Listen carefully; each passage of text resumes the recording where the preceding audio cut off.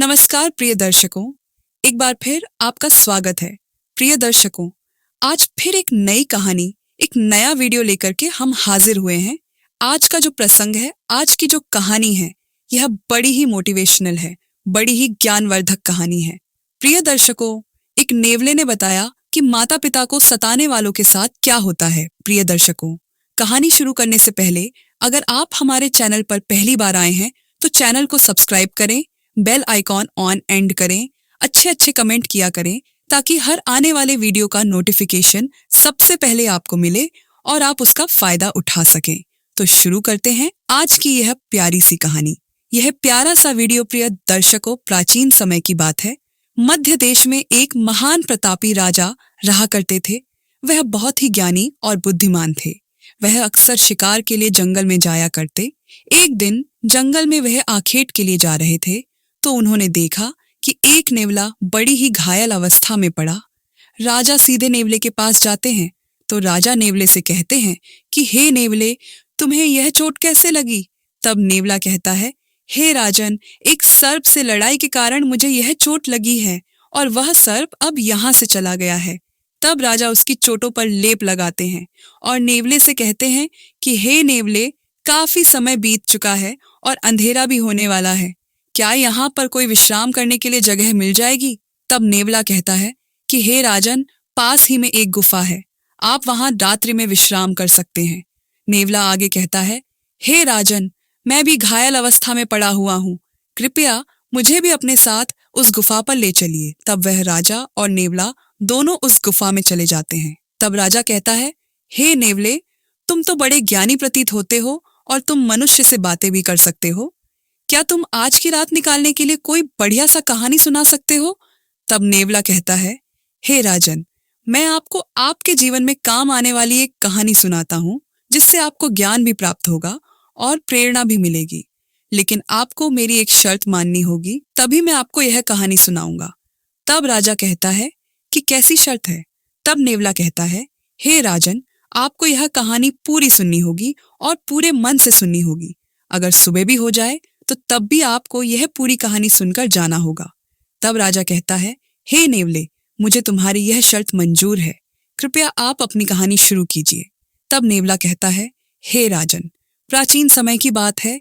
पूर्व देश में एक अत्यंत शोभायमान नगरी थी। उस नगरी में नरोत्तम नाम से प्रसिद्ध एक ब्राह्मण रहता था। वह अपने माता पिता का अनादर करके उन्हें अकेला छोड़कर तीर्थ स्थान के लिए निकल पड़ता है। उस ब्राह्मण में चमत्कारिक ज्ञान और अद्भुत शक्ति थी। जब भी वह तीर्थों में स्नान करके बाहर निकलता तो उसके वस्त्र आकाश में ही सूखते थे और इस अद्भुत शक्ति पर उसके मन में बड़ा अहंकार हो गया था। वह समझने लगा था कि मेरे समान पुण्यात्मा और महायशस्वी दूसरा कोई नहीं है। फिर एक दिन वह स्नान करके ऊपर की ओर देखते हुए चल रहा था। उसके वस्त्र भी आकाश में सूख रहे थे। इतने में ही एक बगुले ने उसके मुंह पर बैठकर विष्ठा कर दिया। इस बात से उस ब्राह्मण को बड़ा क्रोध आ गया और उसने उस बगुले को भस्म होने का श्राप दे दिया। श्राप के प्रभाव से वह बगुला मरकर जमीन पर आकर गिर पड़ा। उस बगुले की मृत्यु होते ही उस उत्तम के भीतर महामहिम ने प्रवेश कर लिया। उस ब्राह्मण को अपनी शक्ति पर बड़ा घमंड हो गया और फिर उसी पाप के कारण ब्राह्मण के वस्त्र जो आकाश में उड़ रहे थे जमीन पर गिर पड़े और फिर अब उसके वस्त्र आकाश में नहीं ठहरते थे। अपनी शक्ति को खोकर उस ब्राह्मण को बड़ा दुख हुआ और वह शोक करने लगा। तब अचानक से आकाश से एक आकाशवाणी सुनाई दी, हे ब्राह्मण, अब तुम द्वारा में धर्मात्मा मुख चांडाल के पास जाओ, वहां पर जाने से तुम्हें धर्म का ज्ञान होगा। उस चांडाल के वचन तुम्हारे लिए कल्याणकारी होंगे। यह आकाशवाणी सुनते ही वह ब्राह्मण मुख चांडाल के घर की तरफ जाने लगा। जब वह उस मुख चांडाल के घर पर पहुंचा तो उसने देखा कि वह चांडाल सब प्रकार से अपने माता पिता की सेवा में लगा है। ठंड के दिनों में वह चांडाल अपने माता पिता के स्नान के लिए गर्म जल में स्नान कराकर उनके शरीर पर तेल लगाता था। उन्हें रुई 200 माला पहनाकर उनका आदर सत्कार करता था। गर्मी के मौसम में वह प्रतिदिन माता पिता को पंखा करता था। इस प्रकार से रोज माँ पिता की सेवा करके ही वह भोजन किया करता था। इन्हीं पुण्य कर्मों के कारण उस चांडाल का घर आकाश में तरंग करता था। उस घर को किसी खंभे का आधार भी नहीं था। मानो वह घर आकाश में उड़ रहा हो। साक्षात भगवान विष्णु ब्राह्मण का वेश धारण करके उस चांडाल के घर में विचरण कर रहे थे, जिससे उस चांडाल के घर की शोभा बढ़ रही थी। यह सब विचित्र प्रकार देखकर उस नरोत्तम ब्राह्मण को बड़ा विस्मय हुआ। उसने उस मूक चांडाल से कहा, हे चांडाल, तुम मेरे पास आओ, मैं तुम्हें कुछ धर्म की बात पूछना चाहता हूं, जिसका तुम ठीक ठीक से उत्तर दो। फिर वह मूक चांडाल बोला, हे विप्र, वह इस समय मैं अपने माता पिता की सेवा कर रहा हूं, उन्हें छोड़कर मैं आपके पास नहीं आ सकता। मेरे लिए मेरे माता पिता से बढ़कर कोई और नहीं है। माता पिता ही मेरे भगवान हैं। यदि मैं उनकी सेवा करना छोड़कर चला जाऊं तो मुझे महापाप लगेगा। इसीलिए मेरे माता पिता की सेवा करने के बाद ही मैं आपसे मिल सकता हूं। इसीलिए आप थोड़ी देर तक द्वार पर ठहर, मैं आपका अतिथि सत्कार करूंगा। उस मूक चांडाल के इतना कहते ही नरोत्तम ब्राह्मण आग बबूला हो गया और बोला, हे चांडाल, मुझ ब्राह्मण की सेवा करना छोड़कर दूसरा कौन सा कार्य बड़ा हो सकता है। फिर वह मुख चांडाल बोला, हे ब्राह्मण देवता, क्यों गुस्सा कर रहे हो? मैं वह बगुला नहीं हूं जिसे आपने श्राप देकर भस्म कर डाला। बगुले पर आपका श्राप प्रभाव डाल सकता है, किंतु मुझ पर नहीं। अब आपकी धोती ना तो आकाश में सूखती है और ना ठहर पाती है। इसीलिए आप आकाशवाणी सुनकर मेरे पास आए हैं। थोड़ी देर रुकिए, मैं आपके प्रश्न का उत्तर अवश्य दूंगा। अन्यथा आप उस पतिव्रता स्त्री के पास जाइए। उस पतिव्रता स्त्री का दर्शन करने पर ही आपका कार्य सिद्ध हो जाएगा। नेवला कहता है, उसके पश्चात जो भगवान विष्णु ब्राह्मण का रूप धारण करके चांडाल के घर में बैठे हुए थे, उन्होंने बाहर आकर उस नरोत्तम ब्राह्मण से कहा, हे विप्र, वह चलिए, मैं आपको उस पतिव्रता देवी के घर लेकर चलता हूँ। फिर उस नरोत्तम ब्राह्मण ने कुछ देर तक विचार किया और उस ब्राह्मण के साथ चल पड़ा, जो साक्षात भगवान विष्णु ही थे। पतिव्रता के घर की तरफ जाते समय रास्ते में उस नरोत्तम ब्राह्मण ने उस ब्राह्मण रूपी भगवान से पूछा, हे विप्र, आप ब्राह्मण होते हुए भी इस चांडाल के घर में किस लिए निवास करते हैं? ब्राह्मण रूपी भगवान विष्णु ने कहा, विप्र, इस समय तुम्हारा हृदय शुद्ध नहीं है, तुम्हारे मन में क्रोध और द्वेष है। इसीलिए तुम पहले उस पतिव्रता का दर्शन करो, उसके बाद तुम मुझे ठीक से जान सकोगे। नरोत्तम ब्राह्मण ने पूछा, हे महात्मा, वह पतिव्रता कौन है? उसका शास्त्र ज्ञान कितना बड़ा है और किस कारण से मैं उसके पास जा रहा हूं? कृपया मुझे बतलाइए। ब्राह्मण रूपी भगवान बोले, हे नरोत्तम, नदियों में गंगा जी श्रेष्ठ है और स्त्रियों में पतिव्रता स्त्री ही श्रेष्ठ है। जो पतिव्रता नारी प्रतिदिन अपने पति की सेवा करती है, उसकी आज्ञा का पालन करती है, वह अपने पिता के कुल और पति के कुल दोनों कुलों के 100 पीढ़ियों का उद्धार कर देती है। फिर नरोत्तम ब्राह्मण ने पूछा, हे द्विज श्रेष्ठ, कौन सी स्त्री पतिव्रता होती है? पतिव्रता का क्या लक्षण है? कृपया आप मुझे ठीक से समझाइए। ब्राह्मण रूपी भगवान बोले, हे ब्राह्मण, जो स्त्री 100 गुना अधिक स्नेह से पति की आराधना करती है, राजा के समान पति की आज्ञा का पालन करती है, पति को भगवान का स्वरूप समझती है, वह पतिव्रता है जो गृह कार्य करने में दक्ष और भोजन बनाने के समय माता के समान आचरण करती है, और जो विपत्ति में अपने पति को उचित सलाह देकर एक मंत्री का काम करती है, वह स्त्री पति मानी गई है। स्त्री मन, वाणी और शरीर से पति की आज्ञा का पालन करती है, उसी को पतिव्रता समझना चाहिए। जो स्त्री अपने पति के अलावा अन्य पुरुषों को भाई, पिता और पुत्र के समान मानती है, वही सच्ची पतिव्रता होती है। हे ब्राह्मण, तुम अब उस पतिव्रता के पास जाओ और उसे अपना मनोरथ सुनाओ। उस पतिव्रता नारी का नाम राजलक्ष्मी है। वह रूपवती युवती है और उसके हृदय में दया और करुणा है, बड़ी यशस्विनी है। उसके पास जाकर तुम अपने हित की बात पूछो। इतना कहकर ब्राह्मण रूपी भगवान विष्णु उस स्थान से अंतर्ध्यान हो गए। यह देखकर उस ब्राह्मण को बड़ा आश्चर्य हुआ। फिर उस नरोत्तम ब्राह्मण ने उस पतिव्रता के घर जाकर उसे उसके बारे में पूछा। द्वार पर आए उस ब्राह्मण अतिथि को देखकर वह पतिव्रता तुरंत ही घर से निकली और द्वार पर खड़े उस ब्राह्मण के सामने आकर खड़ी हो गई। जब नरोत्तम ब्राह्मण ने उस पतिव्रता को देखा तो उसने प्रसन्नता पूर्वक कहा, हे देवी, तुमने जिस प्रकार से जीवन में अनुभव लिया और सीखा है, उसी के अनुसार सोचकर मुझे कोई धर्म की बात बताओ।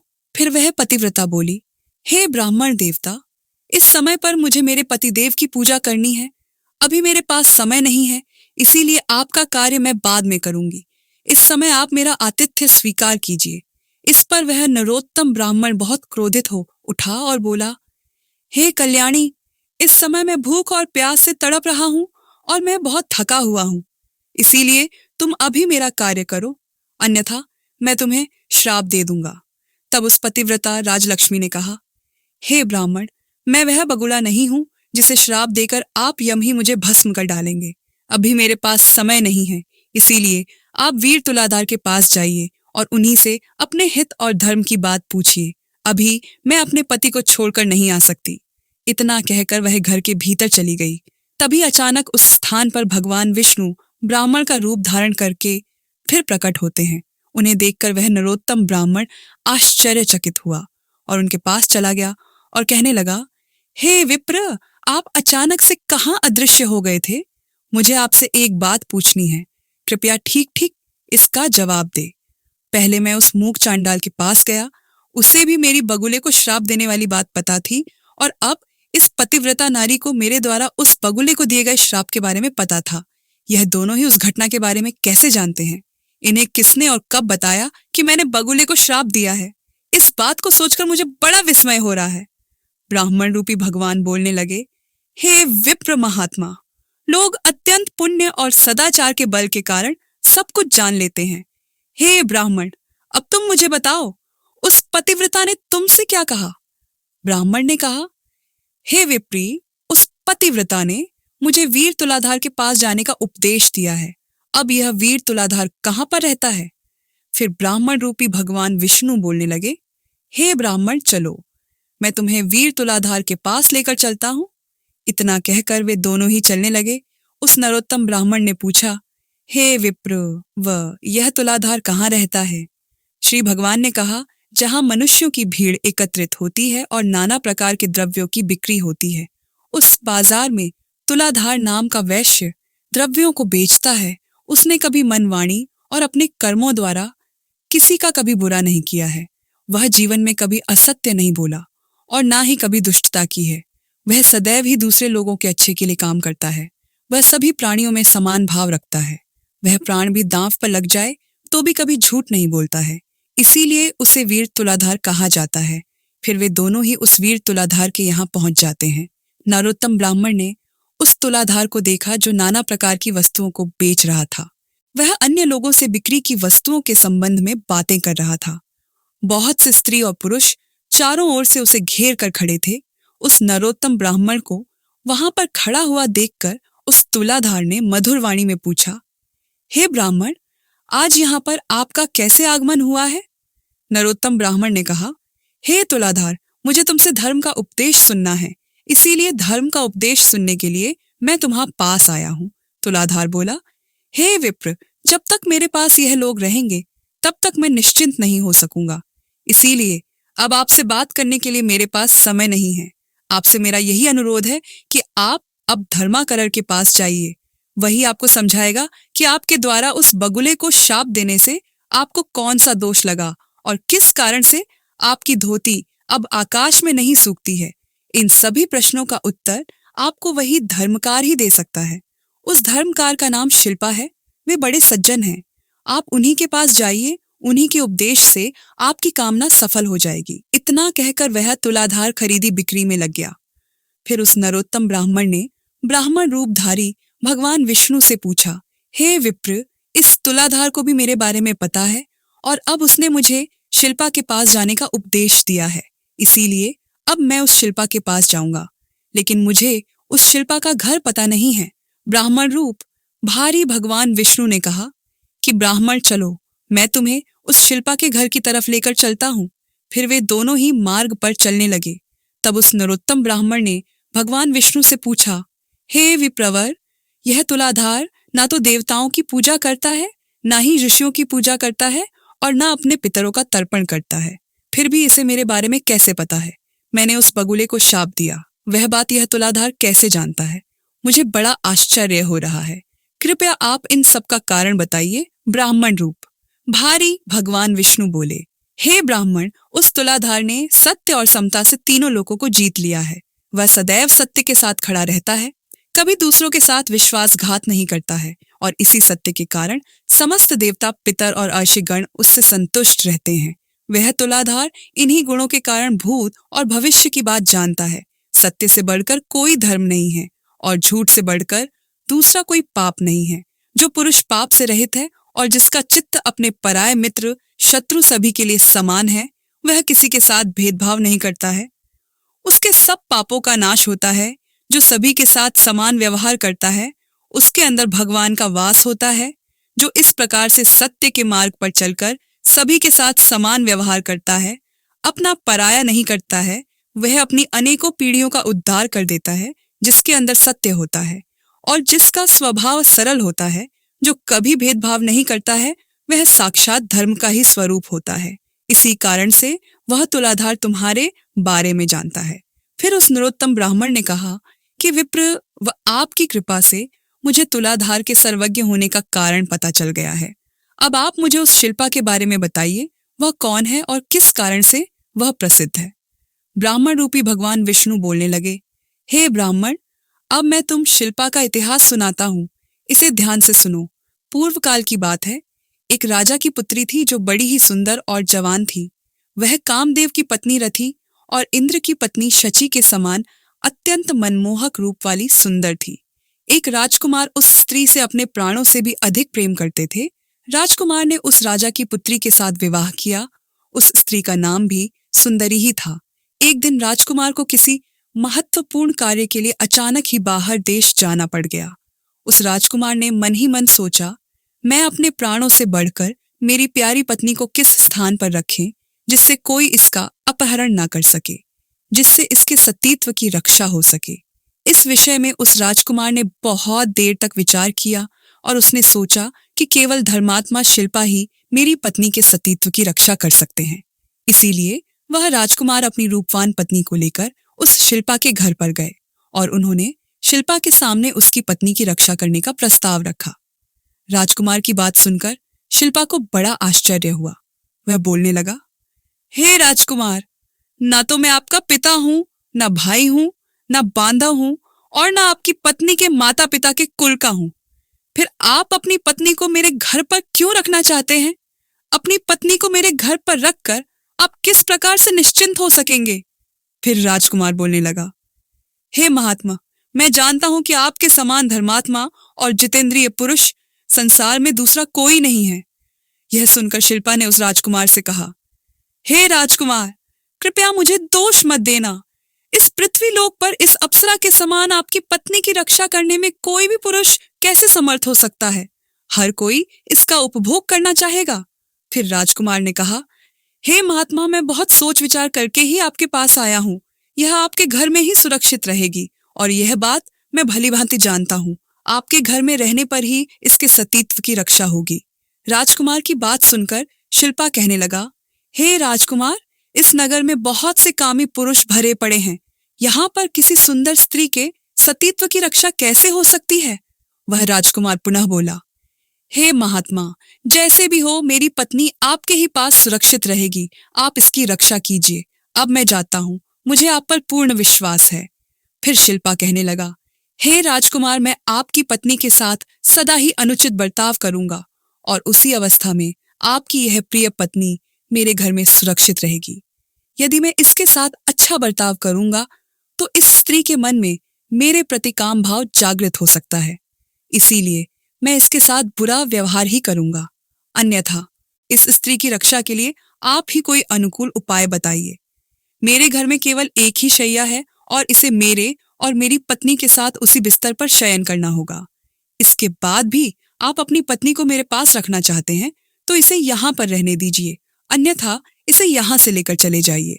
यह सुनकर उस राजकुमार ने कुछ क्षणों तक विचार किया और कहा कि महात्मा, मुझे आपकी बात स्वीकार है। आप मेरी पत्नी को लेकर एक ही बिस्तर पर सो सकते हैं। आपको जो उचित लगे वह कीजिए। फिर राजकुमार ने अपनी सुंदर पत्नी से कहा, हे प्रिय, मैं जब तक लौट कर नहीं आता तुम इन महात्मा के घर में ही निवास करो। तुम उनके कहे अनुसार कार्य करना, तुम पर कोई दोष नहीं आएगा। यही मेरी आज्ञा है। इतना कहकर वह राजकुमार अपने कार्य के लिए निकल गए। राजकुमार के जाने के बाद उसकी सुंदर पत्नी शिल्पा और उसकी पत्नी के साथ उनके घर में निवास करने लगी। शिल्पा ने राजकुमार से जैसा कहा था वह वैसा ही व्यवहार राजकुमार की पत्नी के साथ करने लगा। वह शिल्पा रोज अपनी पत्नी और राजकुमार की पत्नी इन दोनों स्त्रियों के बीच में सोने लगा। उन दोनों स्त्रियों के बीच में सोने पर भी शिल्पा के मन में पराई स्त्री के प्रति जरा सी भी वासना नहीं हुई। केवल उसकी पत्नी के स्पर्श से ही उसके मन में काम भोग की इच्छा होती थी। राजकुमार की पत्नी के अंगों का स्पर्श भी उस शिल्पा को होता था, किंतु फिर भी उसके मन में राजकुमार की पत्नी के लिए कोई भावना जागृत नहीं हुई। शिल्पा के मन में वैसा ही भाव रहता था जैसे कि किसी बालक का अपने माता के प्रति होता था। वह राजकुमार की पत्नी को माता के समान मानता था। उसके शरीर के अंग शिल्पा को कितनी बार भी स्पर्श करते तो भी उसके मन में काम भाव जागृत नहीं होता था। इस प्रकार से रोज वह उन दो स्त्रियों के साथ एक ही बिस्तर पर सोने लगा, लेकिन कभी भी उसने राजकुमार की पत्नी को स्पर्श नहीं किया। इस प्रकार से 6 महीने बीत गए। 6 महीने के बाद जब राजकुमार फिर से लौट कर आ गए तो उन्होंने नगर में रहने वाले लोगों को शिल्पा और अपनी पत्नी के बर्ताव के बारे में पूछा। फिर लोगों ने भी अपने अपनी रुचि के अनुसार उत्तर दिया। कोई राजकुमार को उनके निर्णय के लिए उनकी सराहना करते थे कि उन्होंने अपनी पत्नी को शिल्पाण के पास छोड़कर उचित काम किया है। वहीं कुछ नौजवान लोग आश्चर्य में पड़ जाते थे और कहते थे कि हे राजकुमार, आपने अपनी पत्नी को उस शिल्पा को सौंप दिया, अब वह तो उसके साथ सोता है। स्त्री और पुरुष का संसर्ग होने पर दोनों का मन शांत कैसे रह सकता है। इधर शिल्पा ने अपने धर्म आचरण की शक्ति से लोगों की ऐसी कुत्सित चर्चा सुन ली। तब उसके मन में लोगों की ऐसी गलत निंदा से मुक्त होने की इच्छा प्रकट हुई। उन्होंने इस अपमान से मुक्त होने के लिए आत्मदाह करने का निश्चय किया। शिल्पा ने स्वयं लकड़ी एकत्रित करके बहुत बड़ी चिता बनाई और उसमें आग लगा दी। वह चिता प्रज्वलित हो उठी। उसी समय राजकुमार शिल्पा के घर पर आ पहुंचे। वहां पर उन्होंने शिल्पा और अपनी पत्नी को देखा।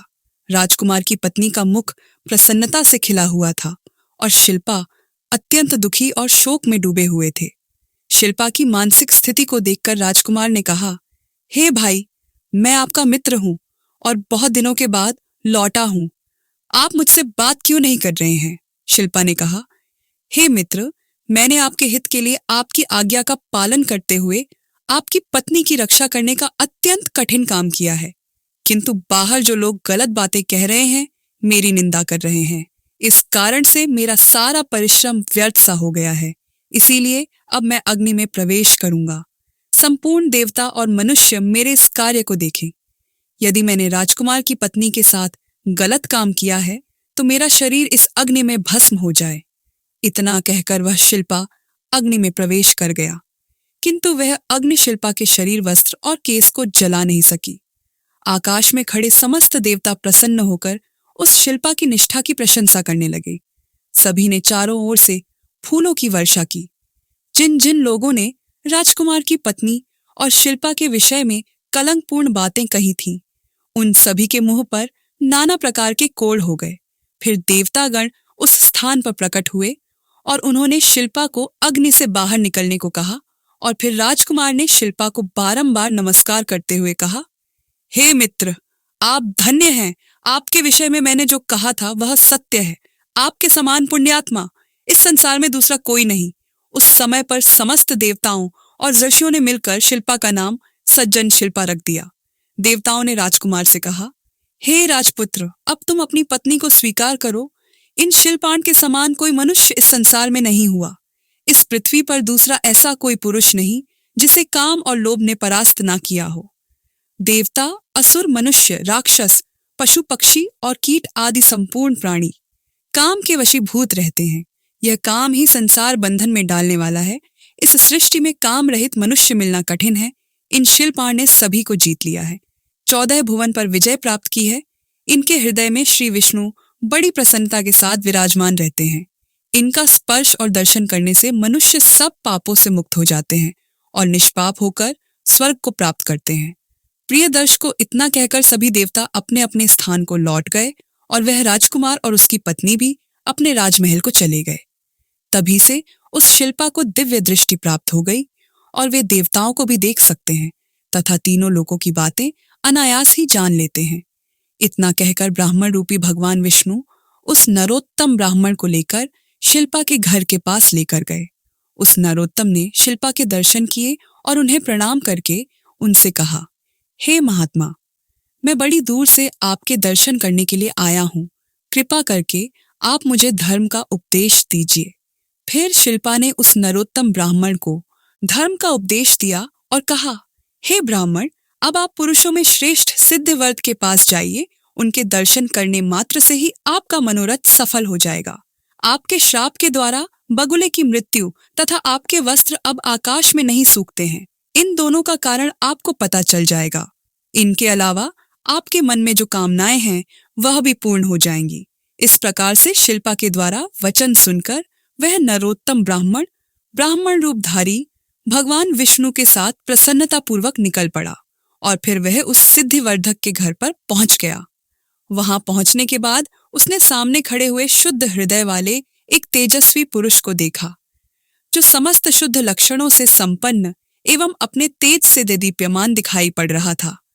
फिर नरोत्तम ब्राह्मण ने उस सिद्धिवर्धक से कहा, हे महात्मा, मैं बड़े दूर से आपके पास आया हूँ। कृपया आप मेरे लिए यह जो कार्य उचित है उसका उपदेश दीजिए तथा मुझे धर्म का ज्ञान दीजिए। उस सिद्धिवर्धक ने कहा, हे ब्राह्मण, मैं देख रहा हूं कि देवताओं में श्रेष्ठ भगवान विष्णु तुम पर प्रसन्न है। इस समय उनके दर्शन करके मुझे बड़ी प्रसन्नता हो रही है। आज तुम्हारा मनोरथ सफल होगा। तुम्हारे साथ ही आज भगवान विष्णु मेरे घर पर पधारे हैं।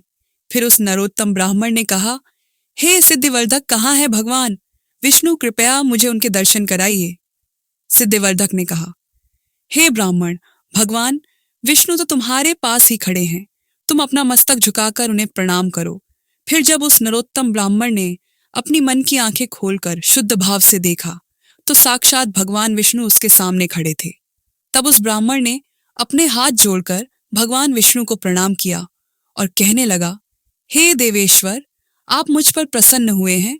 आप इतने समय तक मेरे साथ ही चल रहे थे, मुझे मार्ग दिखा रहे थे, किंतु मैंने आपको नहीं पहचाना। हे प्रभु, अब मेरे मन में किसी चीज को पाने की अभिलाषा नहीं है। अब इस लोक और परलोक में मैं आपका सेवक बना रहूंगा। भगवान विष्णु बोले, हे ब्राह्मण, तुम्हारे ऊपर मेरा प्रेम सदा ही बना रहता है। मैंने स्नेहवश ही तुम्हें पुण्य आत्माओं का दर्शन कराया है। पुण्यवान महात्माओं के एक बार भी दर्शन, स्पर्श, ध्यान एवं नाम उच्चारण करने से तथा उनके साथ बात करने से मनुष्य को स्वर्ग की प्राप्ति होती है। महापुरुषों का नित्य संग करने से सब पापों का नाश हो जाता है तथा मनुष्य अनंत सुख भोग कर मेरे स्वरूप में लीन हो जाता है। हे ब्राह्मण, तुम मेरे भक्त हो और तीर्थ स्वरूप हो, किंतु तुमने बगुले की मृत्यु के लिए जो श्राप दिया था, उसके दोष से छुटकारा दिलाने के लिए मैंने ही आकाशवाणी के द्वारा तुम्हें कहा कि तुम मूक चांडाल के पास जाओ।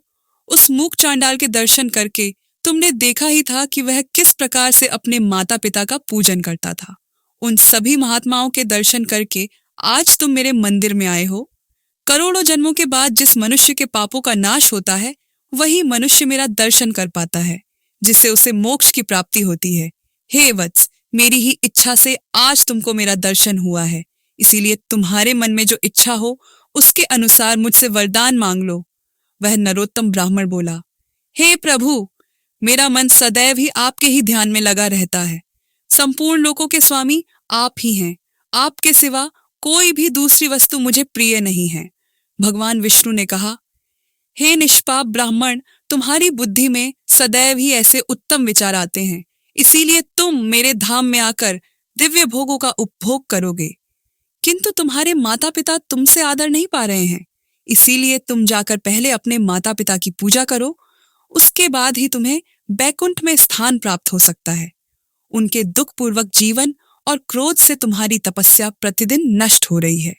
जिस पुत्र के ऊपर सदा ही माता पिता का कोप रहता है, उसे नरक में पड़ने से कोई भी नहीं रोक सकता। इसीलिए तुम माता पिता के पास जाओ और यत्न पूर्वक उनकी सेवा करो, उनकी पूजा करो, तभी तुम्हें मोक्ष प्राप्त होगा। भगवान विष्णु के द्वारा इस प्रकार से कहने पर वह नरोत्तम ब्राह्मण कहने लगा, हे प्रभु, यदि आप मुझ पर प्रसन्न हैं तो मुझे अपने स्वरूप का दर्शन कराइए। तब भगवान विष्णु ने कहा, तथास्तु, और फिर उन्होंने अपने शंख चक्र गदा और पद्म धारण किए हुए स्वरूप का दर्शन नरोत्तम को करा दिया। फिर ब्राह्मण भगवान विष्णु के अप्रतिम और अत्यंत सुंदर रूप को देखकर उन्हें बारंबार प्रणाम करने लगा और कहने लगा, हे जगदीश्वर, आज मेरा जन्म सफल हुआ, आज मेरे नेत्र कल्याणमयी मनोरथ सफल हुए। किंतु हे प्रभु, मेरे मन में केवल एक शंका है, कृपया आप उसका समाधान कीजिए। हे प्रभु, उस मूढ़ चांडाल पतिव्रता स्त्री शिल्पाण आदि के विषय में सोचकर मुझे बड़ा विस्मय हो रहा है। भला वे लोग दूर रहकर भी मेरे बारे में कैसे जानते थे? उन्हें कैसे पता चला कि मैंने उस बगुले को श्राप दिया है तथा मेरे वस्त्र अब आकाश में नहीं सूखते हैं? इन सब बातों का यथार्थ क्या है? कृपया मुझ पर अनुग्रह करके बताइए। तब भगवान विष्णु ने कहा, हे वत्स, वह मुख चांडाल सदा अपने माता पिता में भक्ति रखता था। वह राजलक्ष्मी पतिव्रता नारी थी। वह तुलाधार सत्यवादी था और सभी लोगों के प्रति सम्मान भाव रखता था। शिल्पा में लोभ और काम पर विजय पाई है और यह सिद्धिवर्धक मेरा अनन्य भक्त है। इन्हीं सद्गुणों के कारण मैं प्रसन्न होकर इन सभी के घर में निवास करता हूँ। मेरे साथ सरस्वती और लक्ष्मी भी इनके यहाँ मौजूद रहती है। वह मूक चांडाल सभी का कल्याण करने वाला है, इसीलिए देवता उसे ब्राह्मण मानते हैं। पुण्य कर्म द्वारा मुख चांडाल की समानता करने वाला संसार में दूसरा कोई नहीं है। वह सदा माता पिता की भक्ति में संलग्न रहता है। उसने अपने माता पिता की भक्ति करके तीनों लोकों को जीत लिया है। उसकी माता पिता के प्रति भक्ति देखकर मैं बहुत संतुष्ट रहता हूँ। इसीलिए उसके घर के भीतर मैं ब्राह्मण का रूप धारण करके निवास करता हूँ। इसी प्रकार से मैं उस पतिव्रता के तुलाधार के शिल्पाण के और इस सिद्धिवर्धक के घर में सदा निवास करता हूँ। एक क्षण के लिए भी मैं इनका घर नहीं छोड़ता। जो पुण्य आत्मा है वे ही मेरा प्रतिदिन दर्शन पाते हैं। पापी लोग मेरा दर्शन नहीं पा सकते। तुमने अपने पुण्य के प्रभाव से मेरा दर्शन किया है। अब मैं तुम्हें उन महात्माओं के सदाचार का वर्णन करूंगा। इसे ध्यान से सुनो।